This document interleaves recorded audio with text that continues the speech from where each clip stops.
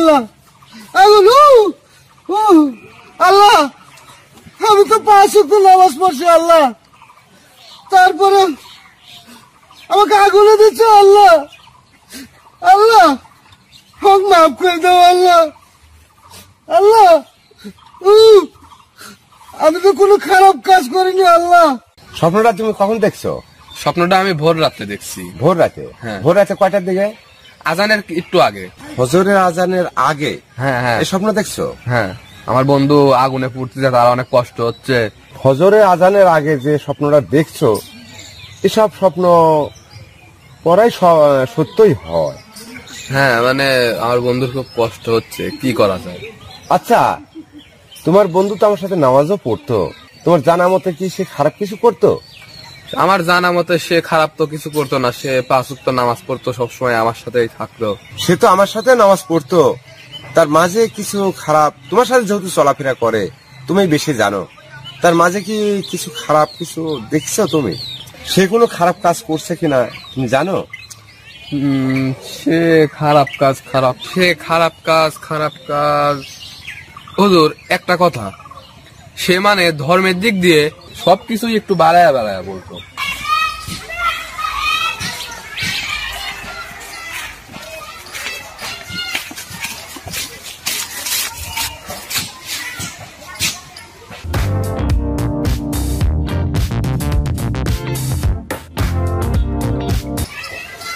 ভাই,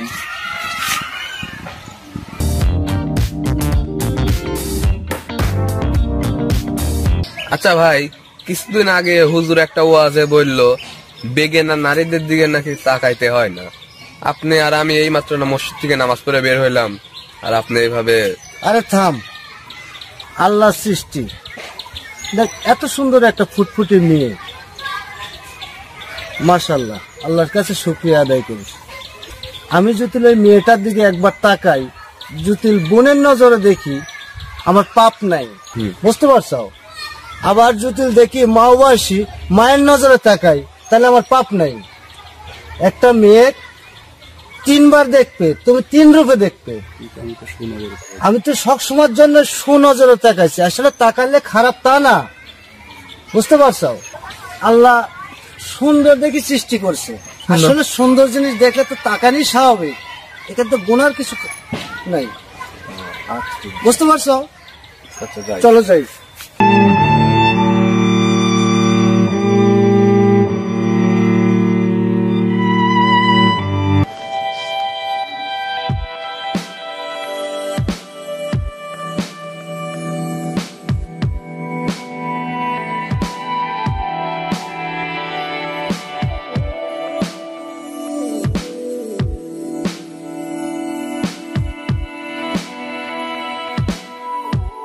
আসসালামু আলাইকুম।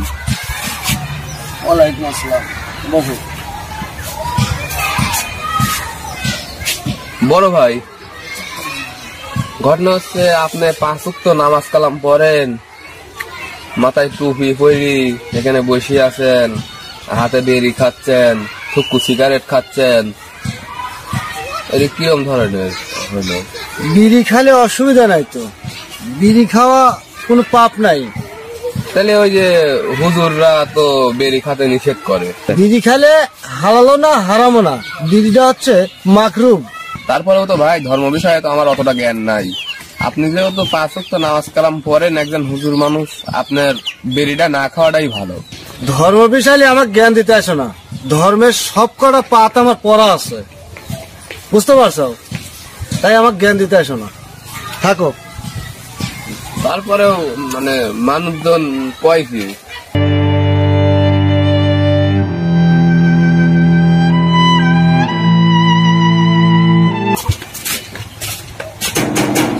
রশন ভাই,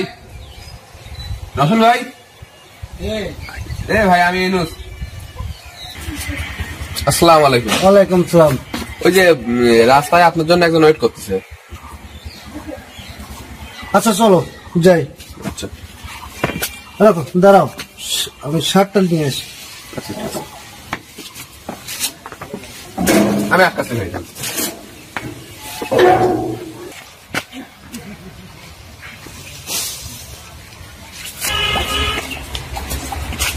দাঁড়াও।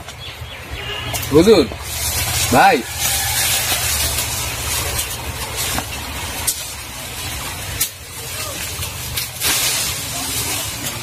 আচ্ছা বড় ভাই, ওয়াজে শুনে তারপরে অনেকেই বলে যে কারোর গাছের জিনিস, কারোর গাছের ফল তার অনুমতি ছাড়া পারতে হয় না।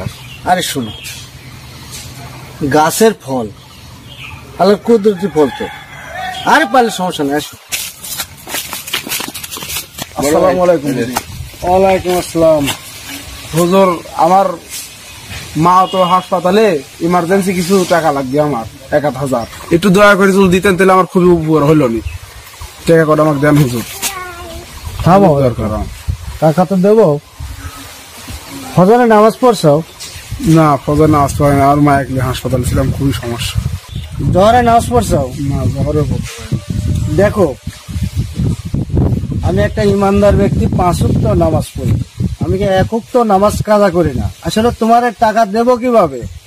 তোমার মাও অসুস্থ, আসলে তোমাকে টাকা দেবো আমি তো, আসলে তোমাকে টাকা দিলে আমার পাপ হবে। আমি বেনামাজির হাতে ভাত খাই না, 5 ওয়াক্ত নামাজ পড়ি, আর বেনামাজি আমি কোনো উপকারও করি না। বেনামাজির সাথে আমার চলাফেরা বন্ধ। যে ব্যক্তি 5 ওয়াক্ত নামাজ কালাম পড়বে আমি তার সাথে চলাফেরা করি, আমি একটা ইমানদার ব্যক্তি।